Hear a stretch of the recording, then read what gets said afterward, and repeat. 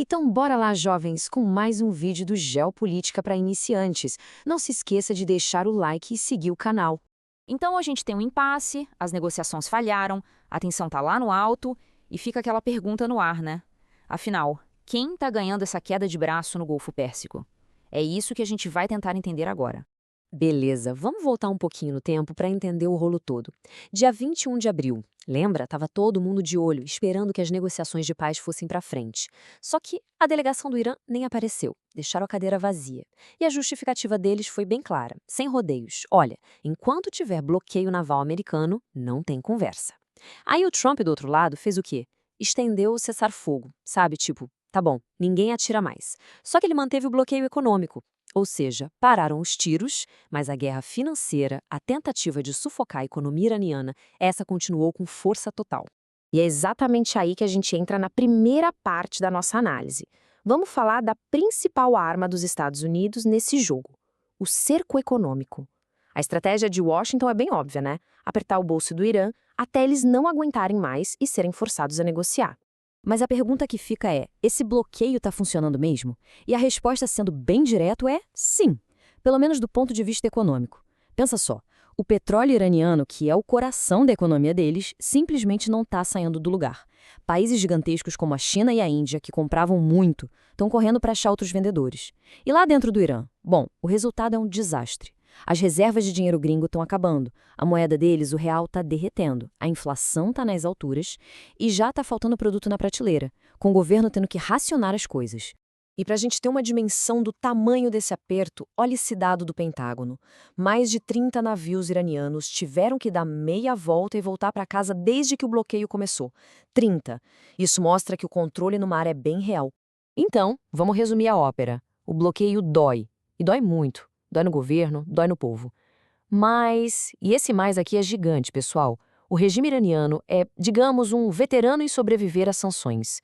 Eles já passaram por isso muitas vezes, então, sentir a dor não quer dizer que eles estão prestes a jogar a toalha, sabe? Aí a gente pensa, peraí, se o Irã está sofrendo tanto assim, então é só questão de tempo para os americanos ganharem, certo? Pois é, não é bem assim não, a coisa é mais complicada. Aliás, galera, deixa um comentário de um tema que você quer que eu faça outro vídeo e eu farei e postarei no canal em menos de uma semana. Agora, vamos virar a mesa e olhar pelo lado do Irã.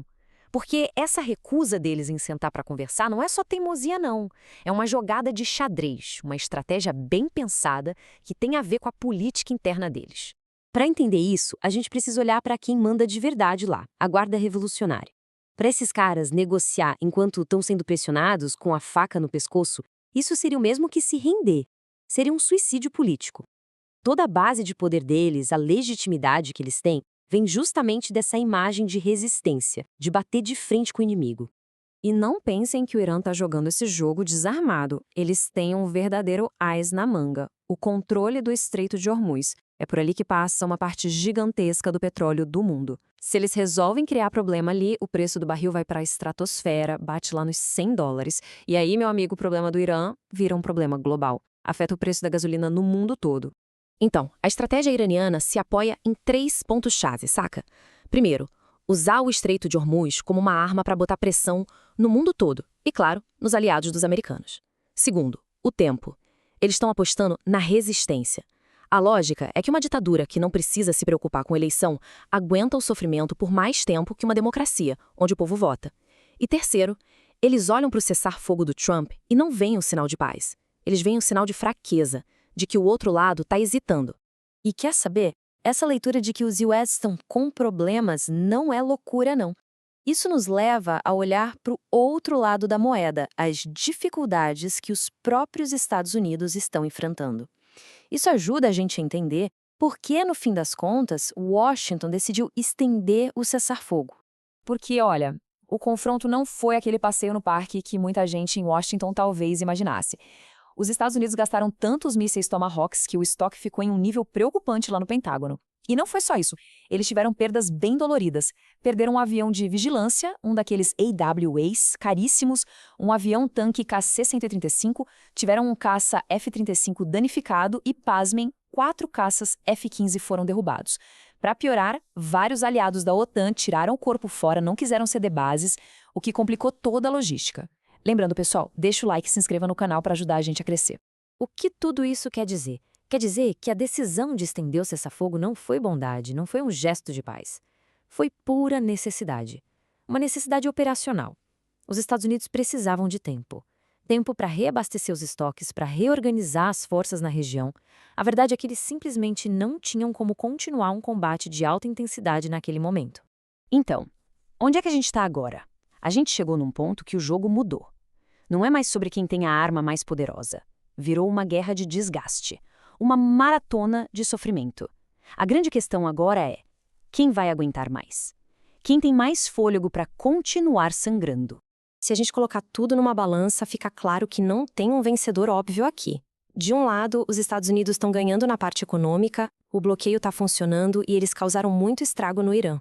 Mas o custo disso foi altíssimo. Desgaste com aliados, perda de moral, perdas militares. Do outro lado, o Irã sai com uma vitória moral, uma vitória simbólica. Eles podem dizer que resistiram ao país mais poderoso do mundo e ainda têm a chave de Hormuz na mão. Mas o preço?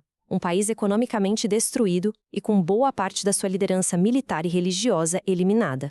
Então, voltando para a pergunta lá do começo, a resposta mais sincera é: ninguém está vencendo. Os dois lados estão perdendo, estão sangrando, cada um do seu jeito. É um empate técnico, um impasse, onde os dois estão completamente exaustos. E tudo isso nos leva a uma última pergunta. A pergunta de $1 milhão que vai definir o futuro desse conflito.